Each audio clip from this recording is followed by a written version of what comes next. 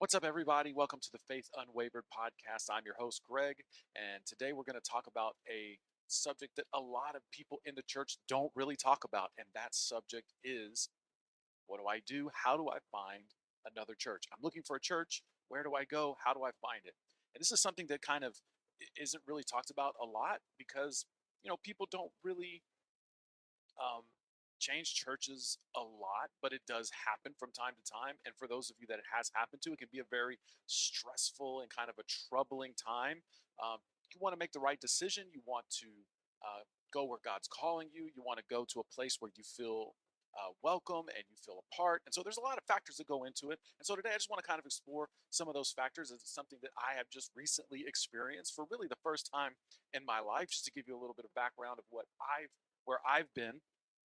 My wife and I got into ministry very early into our marriage, and we began in our home church that we kind of grew up in as youth leaders.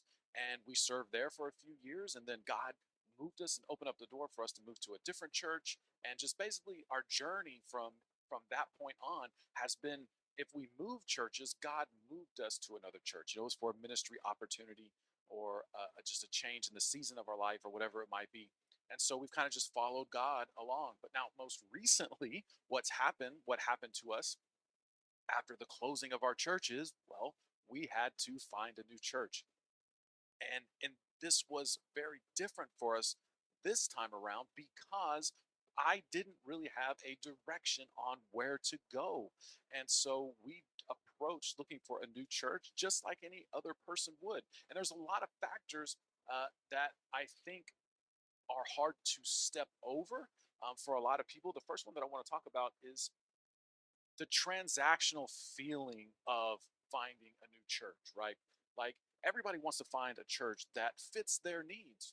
Everybody wants to look at it from that point of view. But I think there's kind of an issue that goes on from that as we begin to look at it from a consumer point of view, right? Like, what can the church do for me as opposed to what can I do for the church? And I think that is something that a lot of people get stuck up in. And when you look at it that way, a lot of times what happens is you'll go to a church and you'll think, oh man, this is a great church. I like the worship and I like the people were nice, but you know what? I don't really feel like I was jiving with the sermon, or I love the sermon, but you know what? The worship isn't really what I was hoping for, or what I wanted to, or maybe you look at it and you feel like, oh man, it's a great community. Everybody's really warming and welcoming, but it wasn't really as spiritual as I wanted it to be. And so we're looking at it from a point of view of consumerism, like how does it fit my needs as opposed to going in. And I always think about it like this. You guys remember the story of Paul, shipwrecked on the Isle of Patmos, right? And so Paul ends up getting shipwrecked on this island with a bunch of people that he doesn't know, right? And they're in the middle of a storm and they're building a fire. And Paul shows up on the shore, shipwrecked like everybody else. But what does Paul do? Paul looks at the fire and he doesn't go and start telling everyone how to build the fire. What he does is he starts picking up sticks and putting them into the fire. And I think that from a person who's looking for a church's point of view, a lot of times that's really how we need to look at it. Don't look at it so much as, what can the church do for me, but look at it from the point of view of what can I do from the church to try to eliminate that consumerist type of a feeling when it looks to when you're looking for another church. You know, from a former pastor's point of view, I remember people coming into our church for the first time, and this happened to us happened several different occasions. A family would come in, they would come to our service, they had watched us online, and I remember in particularly one family came in and they were like, man, we really loved what we saw online, and the church seemed really great, but it was a lot smaller than what we thought it was going to be. And so basically what they told me was they loved the church, they loved the preaching, they loved the worship, but the church size wasn't exactly where they had hoped that it would be. And so, not that there's necessarily anything wrong with that. Again, you got to go where you feel led to go. But if you allow yourself to get caught up in what can the church do for me? Does the church check all the boxes that I wanted to? You can find yourself spending a lot more time looking for a church than you are finding a place where you can get in and grow. And I remember Sister Annie, I know you're probably watching. One thing that she said a long time ago, she said that you can't grow until you're planted, and so that stuck with me. She often preached to me a lot. I love Sister Annie. and her family. But anyway, she said that, and I thought how poignant that is, because there are so many people that church hop, and you one thing goes wrong and you're ready to bail out and go to another church. You don't want to be that person, but at the same time, sometimes things do happen, and a season changes in your life, right? Or a job change, or a family situation change. There's a lot of different things that lead to the changing of a church. In our case, it was the closing of our church, and so we had to sit back. And for me, I was just, still in a way mourning the closing of our church, and part of me was like really gun shy on visiting other churches and looking out there, and so I was really kind of hesitant. But my wife, who is amazing, was Andrea. She was really strong, and she pushed forward. She said, "Look, we got to find a church," And so we went. And we visited several churches. One of the first churches that we went to was it seemed like it was going to be a great church, and I'm sure that it is, and obviously it is. It's a growing church, but we went there, and I found what I found for me that was very um, a little disappointing, just to be honest, was that when we went in there, and this is not an exaggeration, no one except someone that we previously knew came up to and introduced myself. And they had the welcome bag that they gave, with all the little church merch and stuff in it, and all the stuff. That's really cool. And but anyway, I'm sitting in the lobby with my son, waiting for my wife to come out, who was still talking to the sister that she knew from that church. I'm sitting here in the lobby, and I literally have the bag that says guest on it, and no one came up to me and introduced themselves to me or welcomed me or anything like that. And so, for me, looking for a church, the first thing that I want to look for is the church welcoming. So that was kind of like a hit and miss for us, and there were other things. That was one of the first experiences that I had going and trying to find another church. And also coming from ministry, um, you know, once we closed our church, I got a lot of phone calls from other friends that were ministers. Hey, why don't you come help me at my church? I got a spot for you. I got a position for you. And I had other people coming to me and even say, hey, when are you going to start another church? And early on, it was just obvious that time was not uh, that wasn't the season for me to get back into that right away. Because, like I said, I mean, it was a emotional thing for us to make the decision to close our church, Victorious Living Church. For those of you guys that are members that are watching, thank you so much for all your support over the years. But finding a new church was difficult. So I felt it firsthand, and I understand how difficult it can be. But you got to be careful when you're looking for a new church. Don't let it be about what can the church do for you. You know, obviously you're going to be praying, God, lead me in the right place. Obviously, you're going to want to be in a place that teaches sound doctrine, right? But at the same time, you can't have this list that's like 50 things long and expect to find a church that meets all of them. Now, maybe you will, but the likelihood of that happening, we know, is very unlikely. So you've got to make sure that you don't put parameters on the church, that expectations on the church that it just simply can't meet.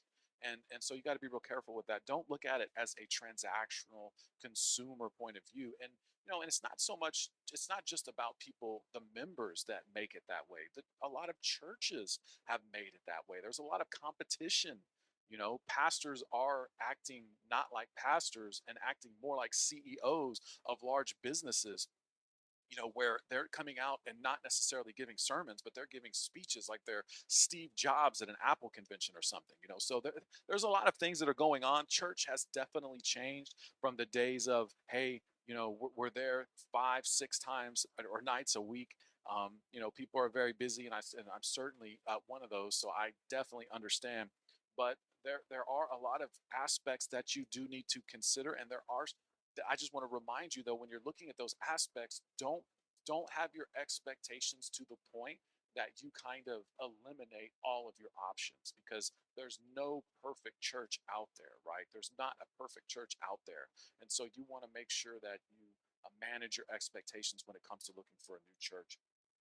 The next thing is that you got to learn, that you have to manage, is the tension between conviction and comfort, right? Because there's a lot of things out there, a lot of churches out there that these big churches that put on these great, amazing productions of services, and believe me, there's not anything wrong with that. I'm not trying to downplay any of those things. Obviously, a lot of those churches are successful. A lot of those churches are very spiritual and teach and preach amazingly sound doctrine. But you want to make sure that the church that you choose has a sound doctrine.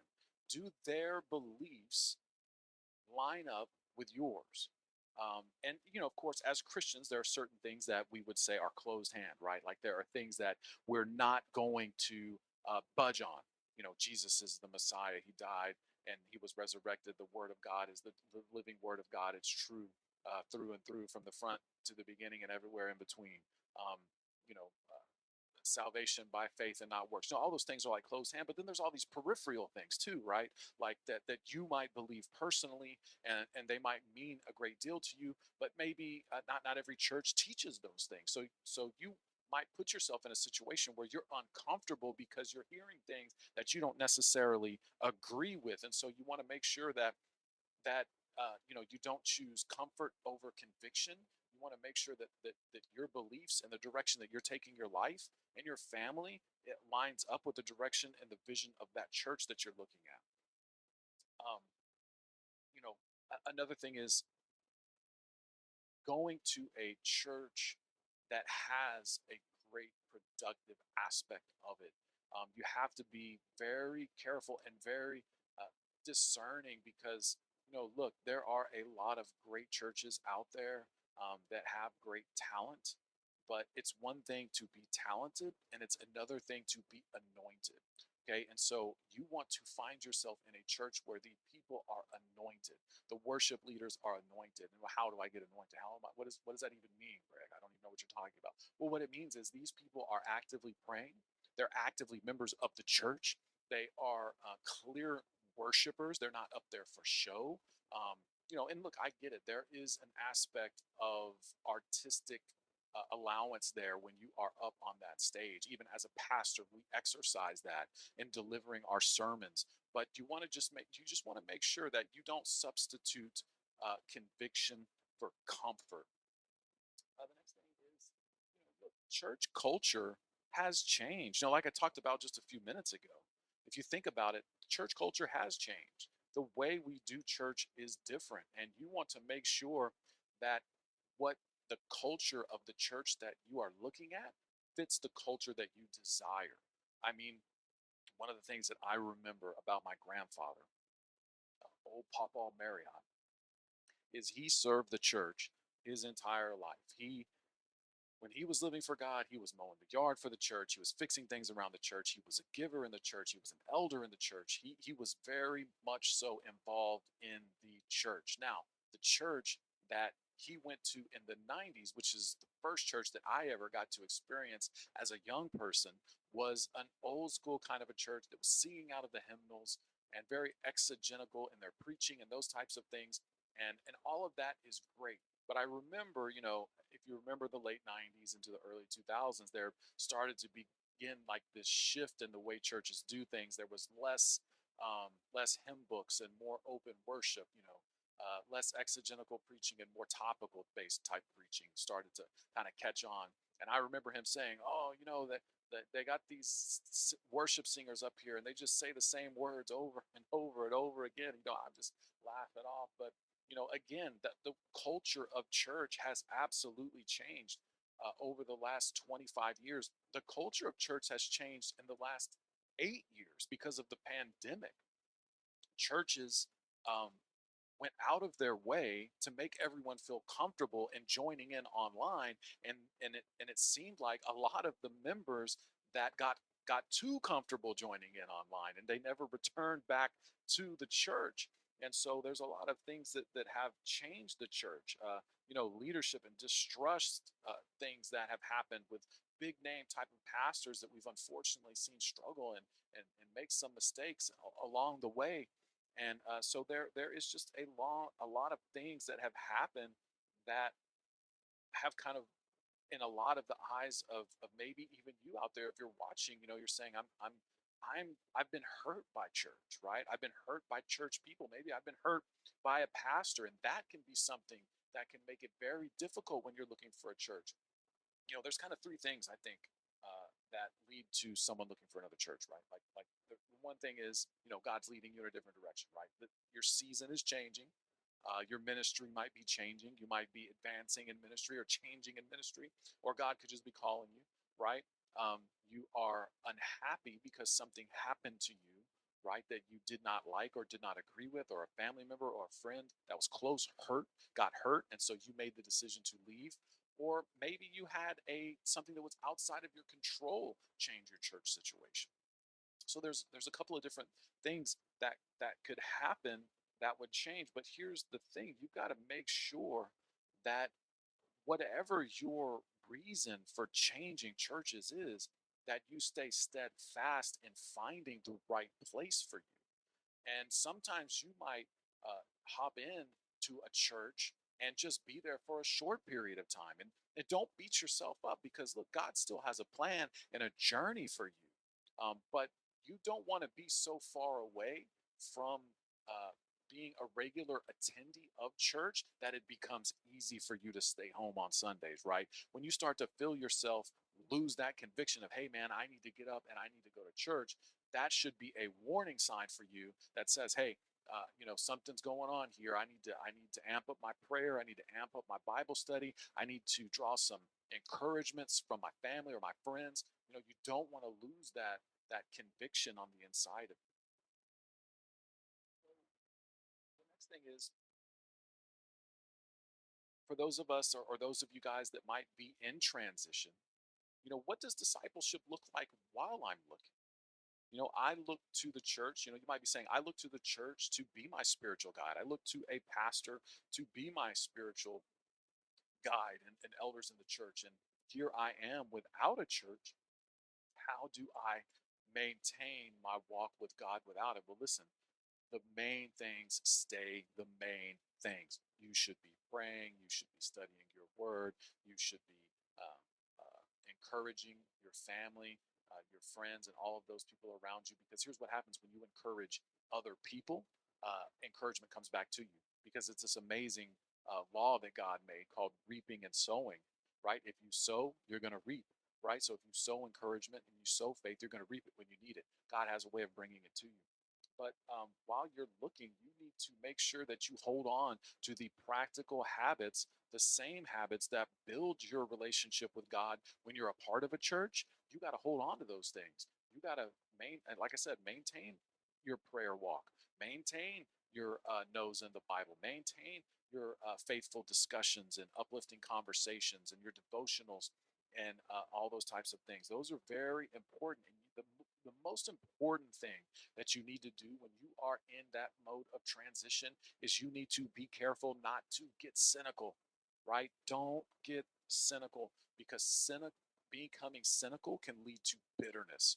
You don't want to get into those stages, even if you've been hurt, right? And I've talked to people over the years as a pastor and just as a friend who have gotten hurt by church. And if you heard their story and you heard their situation, you might say, you know what? They have a right to be upset. They have a right to be hurt. And they do. Absolutely. How you feel and what happened to you, you didn't deserve it. But here's the thing: you can't stay there. You can't stay in that moment. You have to forgive, right? You have to let go, and you have to show grace and mercy even to those who may have hurt you. And if that means, verbally forgiving them, if that means prayerfully forgiving them, if that means, whatever that looks like for you, we've got to maintain that, because, you can't be apart from the bride of Christ. You do need the church. You need the church body. Another way to look at this too, when you're in transition, it's not punishment. Okay, it's not punishment, right? No matter what the reason is that you are in a transitional period in your life, it's not punishment. God is not punishing you. God did not lead Israel into, or the Hebrew people out of Egypt and into the wilderness to punish them, right? God led them to that place in their life, or in their journey, to draw them closer to him and remind them who he was, because for 400 years they had been surrounded by Egyptian culture and idol worship. And God pulled them away from that and separated from all that and put them in a situation where only he could provide for them, right? The only explanation for them making it for that time that they were in the desert, in the wilderness, was God. When they were hungry, he rained down manna. When they were thirsty, he tapped on the rock and water came out of the rock. He was the pillar of cloud by day and the fire by night. He split the Red Sea. I mean, over and over and over again. It wasn't a punishment. Where you're at, if you're in transition and you're looking for another place to call your church home, is not punishment. It's transition, and transition is uncomfortable. There can be a period of time between A there and D. There is B and C, right? And B and C aren't always comfortable, but you've got to go through those a lot of times to get to that main place, to get to D. Now, listen, when community is uncertain and church and your church that you're not a part of, or you are a part of, or you're not sure you're a part of, or you're not sure where you want to go, right?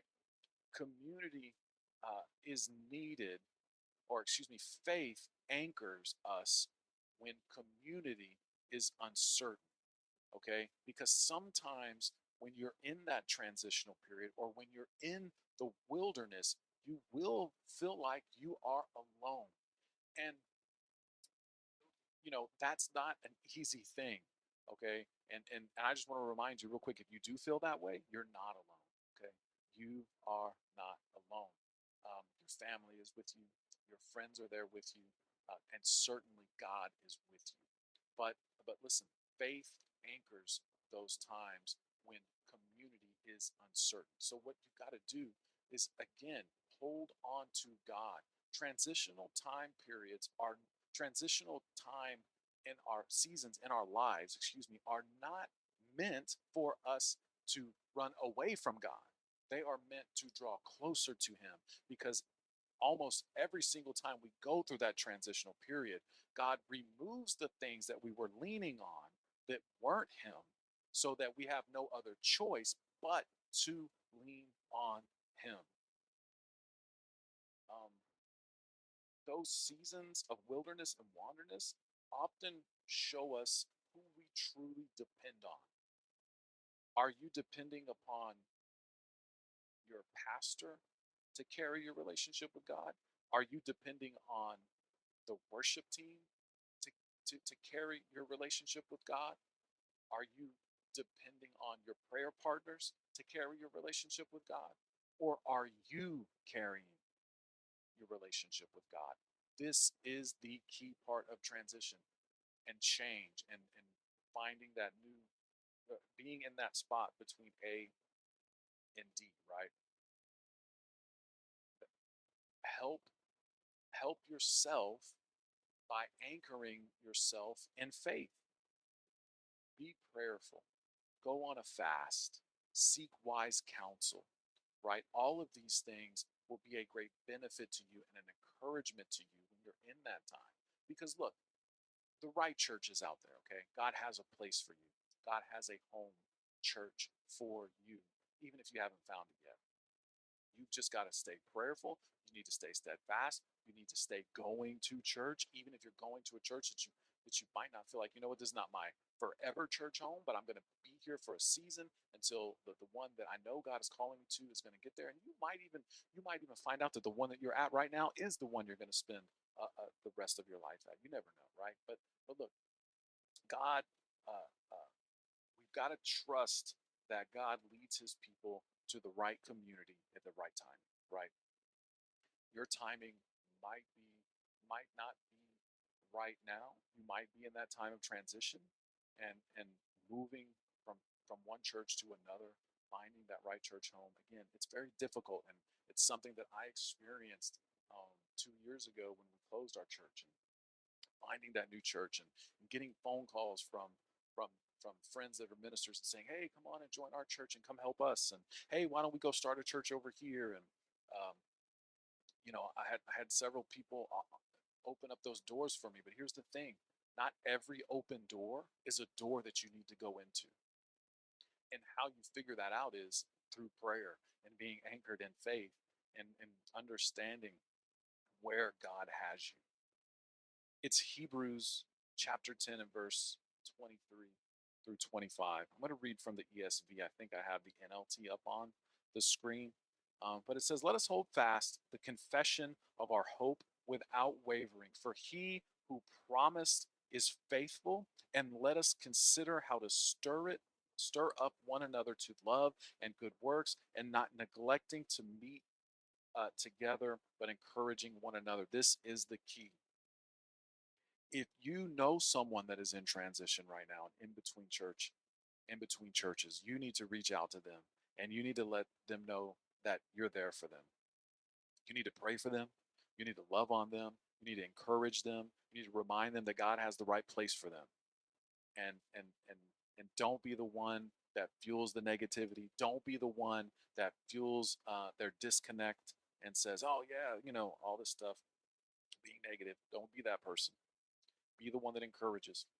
And if you're in transition, be prayerful, be steadfast, continue to seek God. I promise you, He's got a place for you.